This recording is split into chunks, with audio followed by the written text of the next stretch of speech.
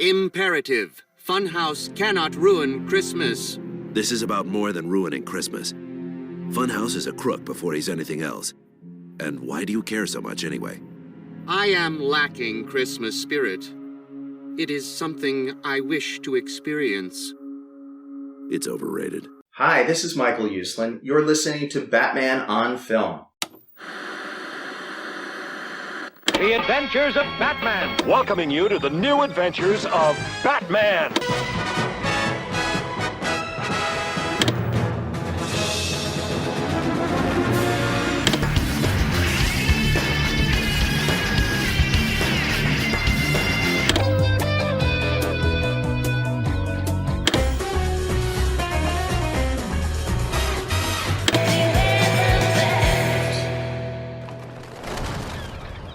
Welcome to Batmanimation, a Batman on Film podcast exploring the animated adventures of the Caped Crusader. I am BOF senior contributor Ryan Lauer, and with me is the head honcho, the editor-in-chief, and the gumbo guru of Batman on Film. He's also the creator and founder of Batman on Film. Created it on Web TV, I think. Bill Jet Ramey. Bill, welcome to Batmanimation. Oh, no, Web TV in 1998. 1998, okay. Yeah, got it. I know I don't talk about that much. So no, not at all. Every once in a while I like to get that out just because I like history. That's a historical anecdote, right? So yeah. And I did take your advice. Poured some boudin and some Ziploc bags and walked around in cargo shorts all over the Dallas-Fort Worth Metroplex, just so I could have stuff some gumbo in my pockets because I was jealousy. Oh, it was fine. Only thing it was missing, I didn't have a ticket to go on an airplane, so I could try to get through security. Yeah, with pull out the gumbo Ziploc bags, put it in the bin, and go through security like Pete did with that boudin. Because there's always next week. There's always next week. Yeah, I thought you said I thought you were going to say you took my advice and finally put some Mountain Dew on your Lucky Charms. I'm before the end of the year. I'm going to scratch it off my list. Make that a BOF video too, tied to Batman somehow to combat Pete's. Got Pete pizza video. What is it? The Bat Zoni or whatever. Bat Zoni, yeah, from the Batman tie-in. Yeah, that's right there. Check that out, people, on BOF if you haven't yet. But we're here talking Batman and animation, and of course I kind of feel like if I'm gonna cover an episode from Batman the Brave and the Bold, that's right in your wheelhouse, because you've said some very controversial statements in your adult life, and one of them is that the Brave and the Bold is your favorite Batman animated series. So yeah, whoa, did you hear that? Whoa, hey, whoa. At least I'm not like, freak. Yeah. What the hell's going on here? So it is. I've said that. You have. And as I explore more episodes of this series, which I've, on Batmanimation before, we've already talked about this series on an episode you and I have before. And I've said I haven't watched every single episode. I've watched a good handful. But one episode that I have watched very early on in its release was the episode 4 of season 1, called Invasion of the Secret Santas. It is one of my favorite episodes of what I have seen of Batman the Brave and the Bold. I loved it from its first viewing, and it is a Christmas season watch every single year because I love the spirit of Christmas. But tying Batman into a holiday has not happened enough. You go through some comics and stuff, there's a lot of Batman in comics, but surprisingly, like a lack of Batman and Halloween content everywhere, and I think there needs to be more of that.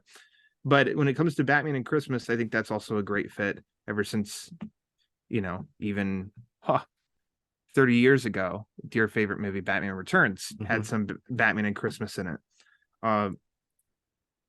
And yeah, so in knowing that, I knew quite a while ago that there's Christmas with the Joker and there's Invasion of the Secret Santas. I've never gotten to talk about Invasion of the Secret Santas.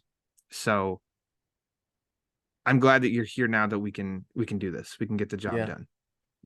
Yeah. Overall thoughts, I guess, impressions at the beginning of like your history with this episode. I guess I could say it started off with when it first debuted, which was December 12th of 2008, which, we just barely missed that anniversary, that 14-year anniversary. Episode was written by Adam Beechen, who has a history of writing in animation, and specifically Batman too. He wrote for The Batman. He wrote a couple episodes, and then he also wrote an episode of Beware the Batman and Batman Arkham Origins Blackgate video game. The episode was directed by Brandon Vietti. It's interesting to look up his history in IMDb because it doesn't show him directing other stuff, instead being part of the art department. But he did direct, I think was it 2020 or 2021, the Batman Death in the Family Choose Your Own Adventure Blu-ray movie. He directed that, but then he's been involved in a ton of stuff over the years in animation as well. Surprised me the most, though, I think even in watching it this year, that this was not written by Paul Dini. Paul Dini loves holidays with Batman. Yeah. He loves to write. Interesting. Holidays. So yeah, maybe he's just very influenced by Paul Dini. Sure. Bill, what's your history with this episode? Well, I reviewed every episode of this series.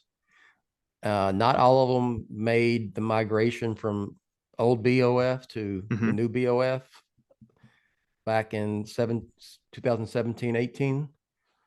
So, but yeah, I watched it when it came out because I watched them every Friday night and would review them. I didn't get, I only got a screener for the very first one, the very original episode.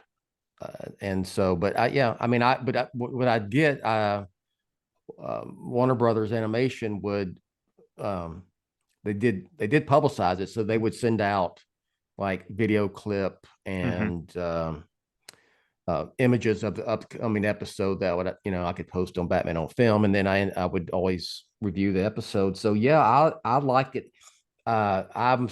This is when, when it was first announced, the series, I was like, I'm glad there's a Batman animated series, but I don't think this is going to be for me, And I wasn't like super impressed or / blown away with that very first episode with, it features Blue Beetle, but I'm probably starting to get hooked by, even though this is episode 4, because I really appreciated the history and then of Batman they're using and just pulling these obscure characters like Sportsmaster in the beginning of this and whatnot. So, and, as I went through and reviewed, I ended up being my favorite. Now, Ryan, you can love more than one animated Batman series. That is shenanigans.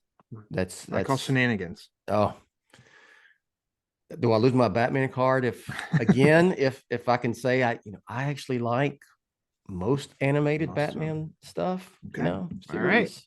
But this one's just my favorite because of it being a love letter to Batman and the history of it. It hits me the same way that Lego Batman movie does. Gotcha. If that makes any sense. Yeah, that makes a lot of sense.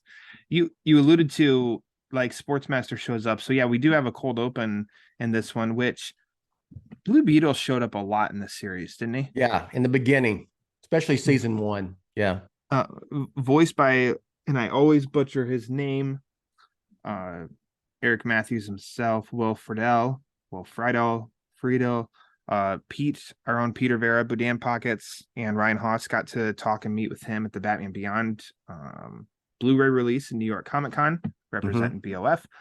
But Blue Beetle shows up in that cold open, as does Sportsmaster, in a Christmas bowling tournament advertised on TV, which that has to be a throwback to, like, it feels like a throwback to almost like the celebrity bowling show back in the day. And I can't help but think that those guys that end up being put in bowling pins by Sportsmaster are like behind the scenes guys with the show. because that's just like a thing that has happened in Yeah, animation before. But I looked up credits and I didn't see anything to support that. But that's my theory, that those are some of the director, writer, animation department, some of them. That's a big fun. Now that you point that out, one of them possibly could have been James Tucker. Not sure. That'd have been a guess. James Tucker. But they also were very, very 1970s looking aesthetically. Yeah. And if you go look at like ABC Wild, the Wild World of Sports from back then, used to come on. Is that before your time? Yeah. Okay. I only remember because of reruns of stuff. I'm like sorry, celebrity the wrestling, wide world of sports. So it's kind of not the wild world, the wide world of sports. And it would come on Saturdays and Sundays, and it would feature, I mean, ski jumping, bowling, wow. skeet, whatever, I love that. Yeah, skiing, skeet shooting, and bowling. Yeah. I mean, it would be the outlier. No rhyme or reason. No, they'd have a cricket match or something. And it was, this was back when there's 3 freaking channels, man, Yep. And so it was a big deal. You need to go look YouTube, the opening at some point, and it's kind of they have a classic, and there's like speaking of ski jumping, there was like someone just wipes out tremendously on a ski jump, and I mean, I was a kid, I was like, yeah, that's awesome, Yeah. And now you're like, I feel anyway. My point is, when they would have like the Pro Bowlers Association, they would air that. The dudes, and no offense to bowling people, because I like to bowl. I grew up bowling. When I was in Cub Scouts, probably I was 11 or 12. I won our Cub Scout pack, our bowling tournament. Woohoo! Yeah, just want to bring that out. Anyway, shameless plug. So anyway, the guys, the Pro Bowlers, there's a little bit of this to those guys here, Gotcha. From back then. And the invasion from Sportsmaster, who voiced by Tom Wilson, that many of us would know as Biff Tannen, Back to the Future. And I love, total 50s of like, I'm gonna put them in bowling pins and then bowl down, the lane to knock them out. Like, how perfect is that? But Batman and Blue Beetle show up to take him down in great fashion, in which it ends right before the credits of Batman, Diedrich Bader, perfectly saying, "Crime doesn't take a holiday, and neither do I." It's great. Another great. It's like, awesome. Hammers of Justice. I mean, there's so many. This is another one. Yeah. It's awesome. It's great. I love the cold openings. Love it of these shows, man. Those are all, it was a lot of fun. And then, we get the great hit the music. And then, Invasion of the Secret Santas. This episode is about Red Tornado, who, and that's another thing of maybe, I don't remember when you and I talked about this before, the Music Meister. But I said, dipping into the greater DC heroes and some that I just had no information on, didn't know much about. And also kind of like not my, I'm not going to seek out a Red Tornado comic. Or anything like that, if it even exists. What are you talking about? So knowing that it's called Batman Brave and the Bold, eventually, like, it did open my eyes more to that series, in which, if you read it, Jim Aparo has a massive library of illustrating that run. Opened my eyes to that series, but Batman's a supporting character, and I'm like, no, Batman needs to be the star.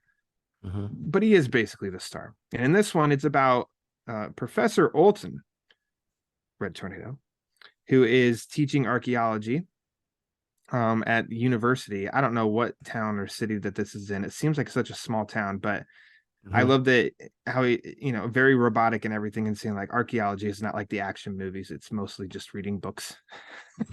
Yes. That made me laugh. And I was like, well, you know that Indiana Jones? the character in the student, Billy, in his class, that was a nod to me. Oh, yeah. Oh, yeah. Perfect. Yeah. Okay. That's, yeah. As a kid, when you were in Minnesota with all that snow and everything, because it didn't snow in Texas when you were a kid, or how the times changed. Well, that's just that's just a little bit of creative license. Oh, okay. Because it's Christmas, you got to have the snow. So Yeah, got it. yeah. Okay. Yeah. It's got to be snowy for the Christmas episode. But Sure. as Red Tornado sees like a sliding truck and he goes to save kids, and this idea is planted in his head of having Christmas spirit, and he says, elaborate, because he's never experienced it because he's a robot. So then I love the fact they take him home to where he cracks open a book, Get That Holiday Spirit by Stuart Martha. Stuart and You Martha, have that. yeah. Bill has that on his bookshelf right behind him right now. I see that. I do. Same book. It's right there. There it is. Yeah. Yeah. Next to gumbo recipes. It's great because at its core, this episode, you totally get what it's going for, and what the Christmas spirit is, and teaching Christmas spirit to somebody, and like a robot, and how he reads that book, and then he decorates his house, he wears sweaters, he goes and knocks on the door and sings Christmas carols. Yeah. And then it makes me think of Nightmare Before Christmas with Jack, when he writes an equation on a chalkboard, and it's like when Jackie's like, what does it mean? And the Nightmare Before Christmas, because he's just trying to figure out what is the Christmas spirit. And then, Bill, we get a flying saucers invasion, which I'm a sucker for. 50s like sci-fi alien, the look, the sound, and all that stuff. And Batman's in the center of town taking on this UFO invasion. What was really I chuckled at, and I'm I'm laughing with it, not at it. I get what they're going for here. It's just it's a news flash, right? And it's very matter of fact. Flying saucers has invaded us. Okay, and Batman is here trying to thwart the invasion. It was just matter of fact, and and then there was also little bits of. Did you notice in this episode there was several times people just screaming? Very 19. This is my favorite part of this episode. Yeah. Ever since the first moment I saw it, and it is a total gag on purpose of that woman front and center in the chaos, and then she just runs off. They did it. They do it 3 times because it's the power of 3 when it comes to jokes. Yeah, it is. Oh, it makes me laugh and smile every single time. That's been my favorite part of this episode. Every time I watch it, I mean, it's because it's one of those. The great Micah Ramey told me on my podcast, the Batman Book Club, he said, because if you know, and I think that's exactly true with that right there. If you know why that's funny. I'm glad you said that though. I was about ready to, but I love it. I love the destruction in the city fighting the UFOs, because why not? And immediately when it's done and Red Tornado goes and helps Batman, and I think it's during the fight at some point, and Red Tornado tells Batman, he says, "Merry Christmas, Batman," and Batman, "Not now, Red Tornado." Yeah. And the whole thing, you think it's going to be one of the this crazy sci-fi, UFOs are invading us, and it becomes something else, which is just as almost ridiculous, but still awesome at the same time. Yeah. With Funhouse, Funhouse, which I thought I continuously thought for many times of watching this that was just Toyman. And then on looking up, it was like, no, this is an original villain for the show, but yes, heavily inspired by Toyman. Sure. Which I think is great. It's also like, you think of everything about this episode, I think fits, and it's why it's really fun, because of course, like a Toyman kind of ripoff with toys as a villain for Christmas. Yeah. And where this ends up leading to, I think is, ends up being perfect. I don't know if you noticed if it wasn't. I can't say I don't know if it was intentional, because like these creators behind the scene, these things are so sharply written and included, that the doll that we see Funhouse has looks like, definitely to me instantly, I was like, man, that just looks like Baby Doll from the animated series, like a Baby Doll inspired doll that Funhouse has. Yeah. But and that becomes a bomb. Funhouse takes off. That's how he gets away. So the first meetup, that's the first. And another great line. So Diedrich Bader's got all the good lines in this of, Red Tornado says, I'm lacking Christmas spirit. It's something I wish to experience. And Batman says, it's overrated. Like, takes that beat. And then that's like a classic, like grumpy Batman now of like, it's overrated. I mean, he already mentioned of like with Funhouse. So it leads to, it's an alien invasion. Then we find out it's Funhouse.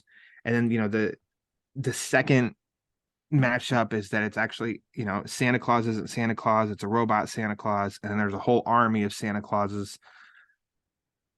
And then that, that's the second big action sequence. And then the main event action sequence is Batman and Red Tornado deduce that Funhouse is behind all of these, what are they called? I have them Presto Play Pals. Yeah. That are The showing up in Presto all Play Pal. Showing up in all of the houses in the town that then break out on Christmas morning to then come together like Mighty Morphin Power Rangers And make a giant Yeah. Presto Play Pal. Yeah. With a mega- Funhouse, Yep. of course, Funhouse is right in the center, pulling levers and operating the Yes. giant Presto Play Pal. Yeah. So on the surface, that's just like the evolution of the villain and what he's up to. Clever, kind of like a standard evolution of villain for this show, I think a little bit, but also but in no way does it feel repetitive or imitative. Yeah. And I laughed at and thought, and again, I'm laughing with it, is that all the Presto Play Pals, the kids are unwrapping them and then they come to life, quote unquote, and start stealing stuff in everybody's houses. So yes, that's the plan. What's the plan? Yeah. Well, that's the plan. He's got these little robot Presto mini Play Grinches. Pals, yeah, who are going to bust out of their box and steal diamonds and all sorts of things diamonds from people's houses. I mean, it's fun. It's not too serious.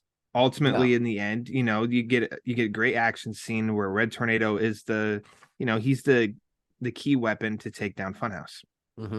So that's heroes versus villain. We introduced the Christmas spirit that Red Tornado's trying to figure out, trying to solve what that is.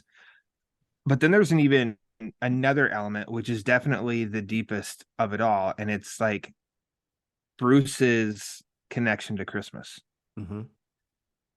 And it definitely leads you to think this is his last Christmas, right? With his parents. Yes. That it flashes back to. That's how you took it, because it's definitely how I took it. Yes. Yes. He wanted the swashbuckler action figure.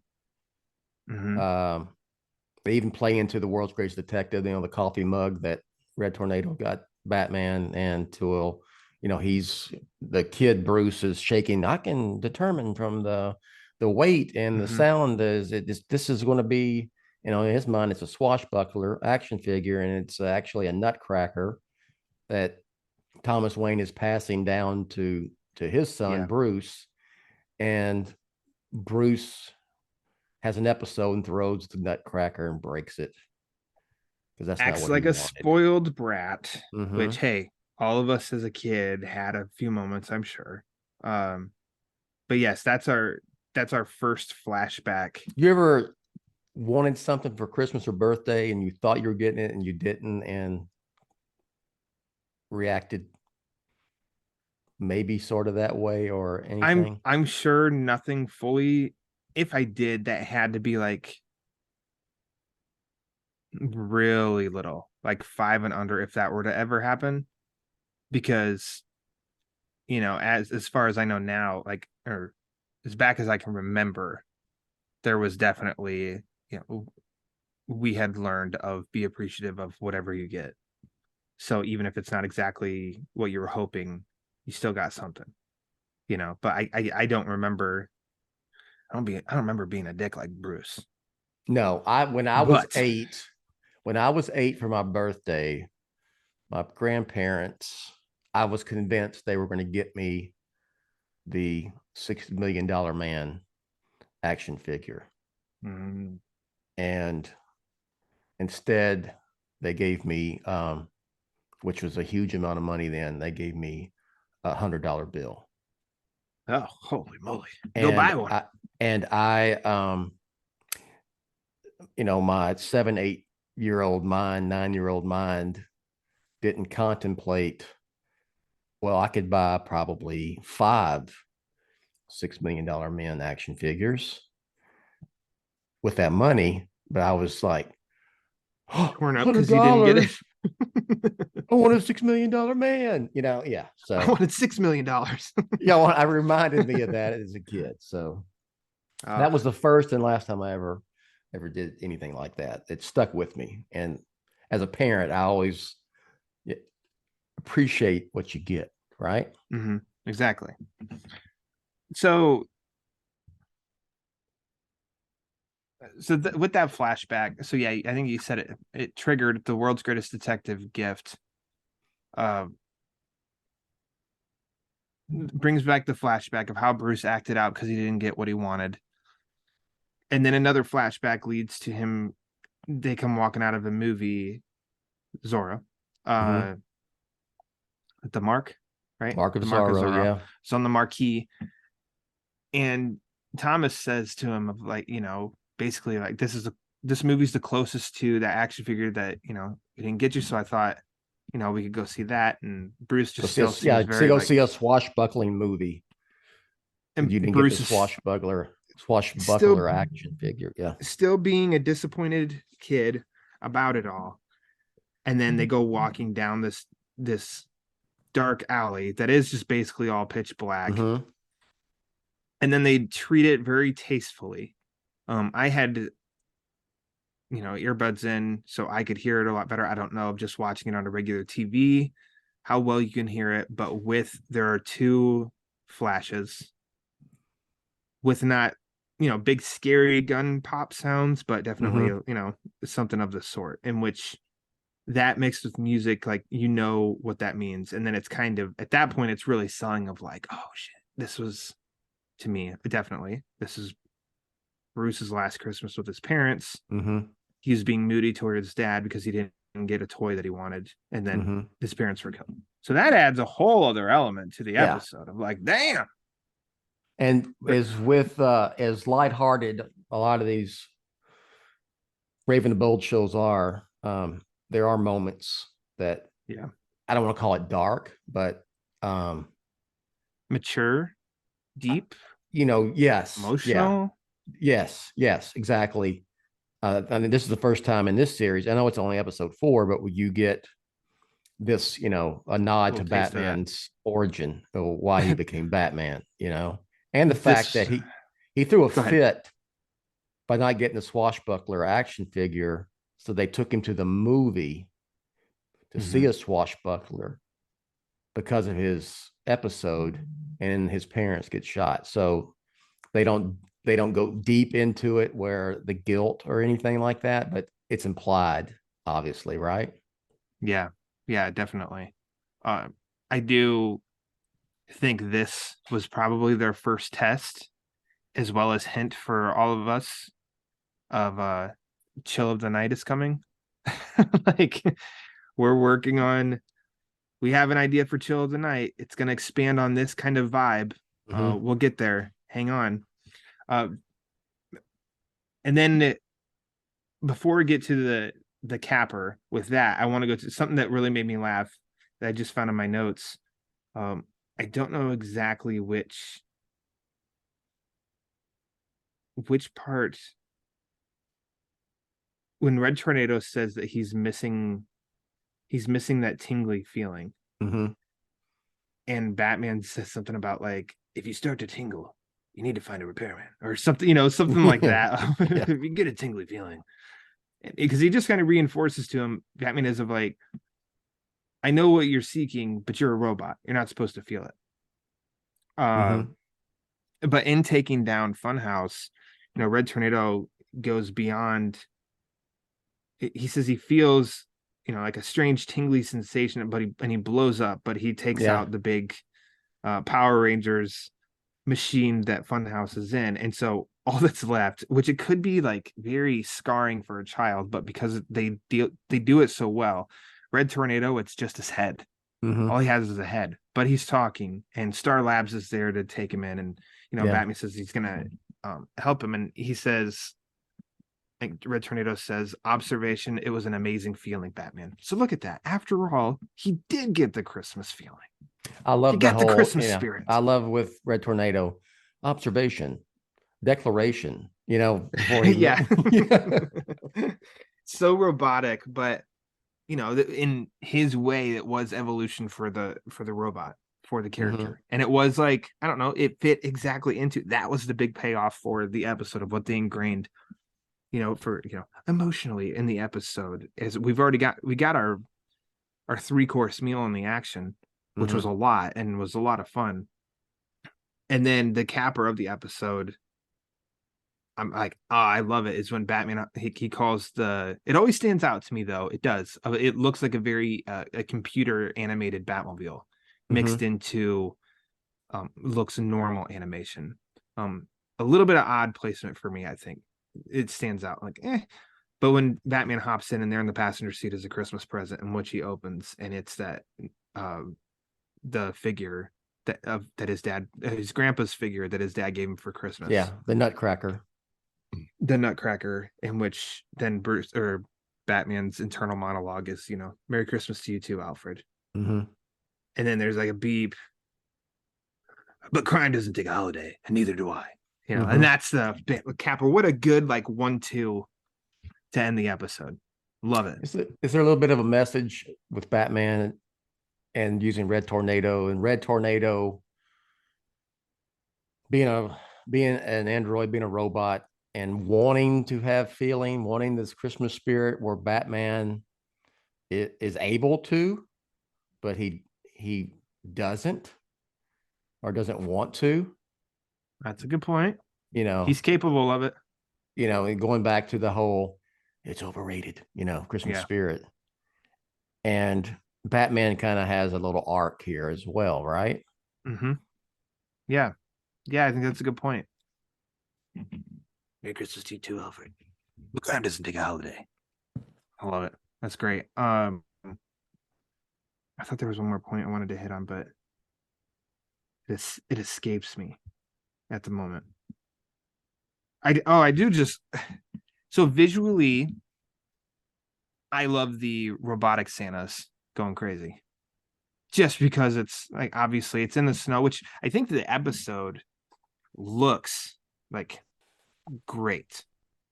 The setting with all the the snow, Christmas stuff everywhere, that the bold outlines of everything, buildings, characters, action, all that stuff, I think looks awesome. And I just think this is, again, haven't seen every episode, but this one just stood out to me for a number of reasons. The story itself, the Christmas part of it, the look of everything, I think looks great.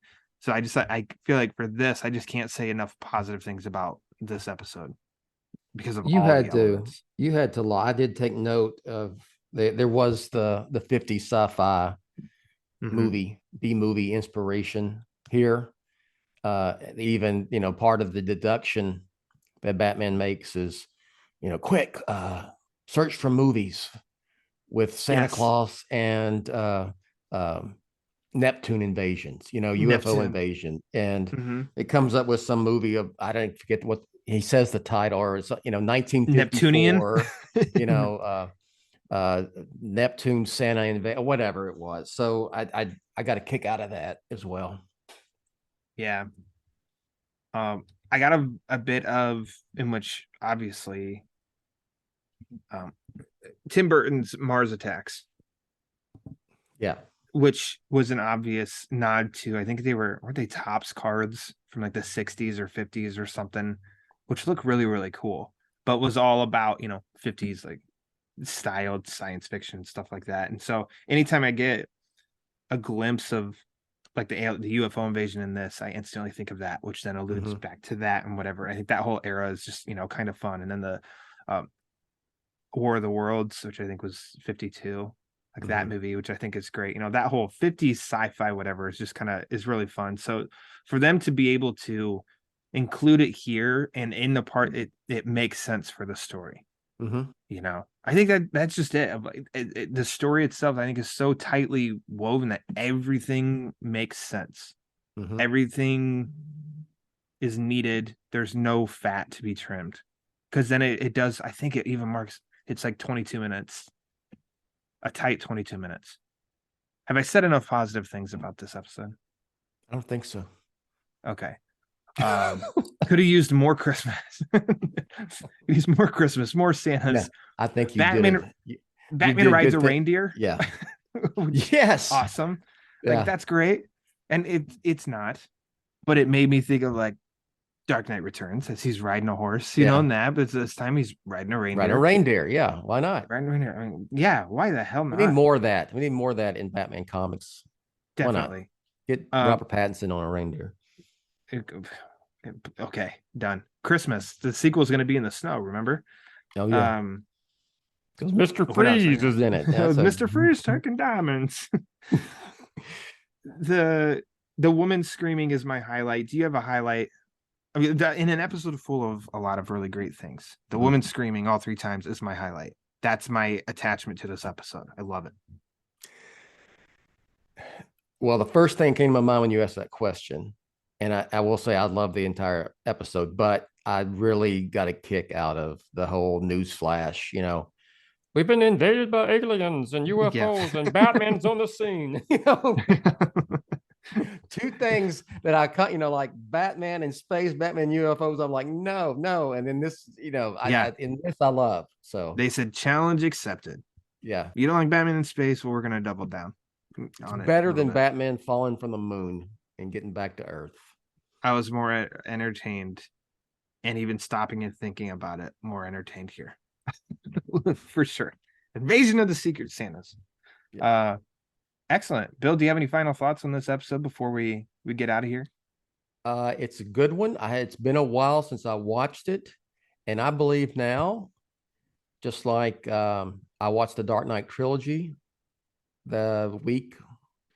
Christmas week, that era, that period of time. I'm going to knock out, I'm going to add this one to my rotation. That excellent. And also, and just here's a tease: Christmas with the Joker. Christmas with the Joker. Yeah. I hope that this will have the same effect on other people, because it is an annual viewing for me, because again, 22 minutes.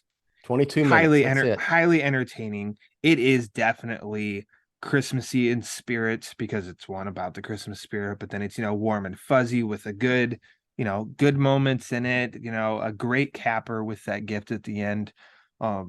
I just, and then obviously there's Santa Claus, there's gifts, there's Christmas lights, decorations, all that. Batman riding a reindeer. Damn it. Hey, it's fun through and through. So I hope other people will watch it this year and then also next year. Yes, I would also say that what is it I wanted to say? It is, with this, you got 22 minutes. You get to be entertained by the cold opening.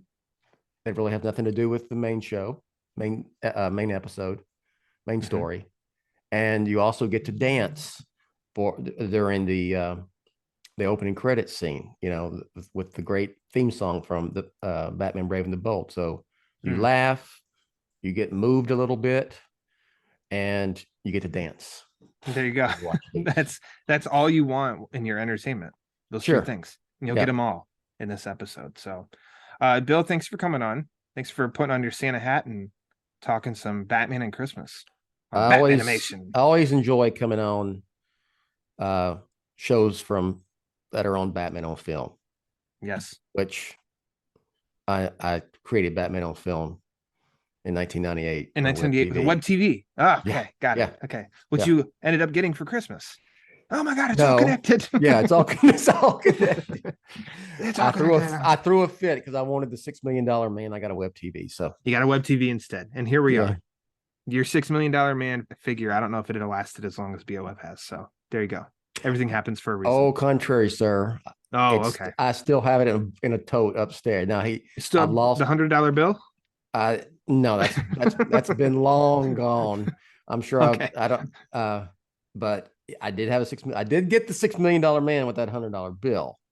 There you go. Learned a lesson, but I still have it. And I lost the red jumpsuit, so he's naked. He's naked. Oh boy. Yeah. In a suit. Got it. You Phil, familiar go with ahead that and- action figure? I've seen it. I can't. It doesn't spark to Okay. mind right away. Okay. Just asking. But I have Google right here. Man. You had the eye you could look through, and then Yes, there we go. Yeah. You had the little. It came with a engine that he could put in his hand, and it had a little button in the back you'd push, and he'd lift it up. Yeah, it was freaking awesome. It was amazing. It was way better than a swashbuckler. Yeah. And it's certainly better than what was it? Presto Nutcracker? Play Pal. So Okay. Presto Play Pal. Yeah, it had taken your $6 million man figure. okay. Plug Batman-on-film.com. There you go. Yes. Short and sweet. Short and sweet. Yeah, go to Batman-on-film.com where I have reviews up, interviews up, all posts up and everything. Also, I have the Batman Book Club podcast on Batman on Film. Bill is generous and posts those as well. The last episode was with Bill. How about that? Plug that. We Go ahead. We went Yeah, way plug that. back. Detective Comics number 27, The Case of the Chemical Syndicate, most importantly known as Batman's debut. Track that down on Batman-on-film.com and or wherever you listen to podcasts, the Batman Book Club. Follow on Twitter at the Batman BC. Can I plug one more thing before we go? Plug one more thing, yes. One more thing. Check out, I just dropped yesterday, I have a interview podcast and video interview with Michael Uslan. Yes. For his new Batman story from, what is it? Tales from Earth 6, a celebration of Stan Lee. It's based on Stan Lee's take on the classic DC characters, and they're celebrating Stan Lee's 100th birthday. So thanks to DC Comics for setting this up, which was easy because me and Michael were pals. But I did interview Michael for it, and check that out. He talks about his, like I said, the new Batman story he wrote for that anthology. That's it. Excellent. There you go. And now, lastly, right before announcer Rachel takes us out, Bill, when you start tingling, I'd see a repairman. I will.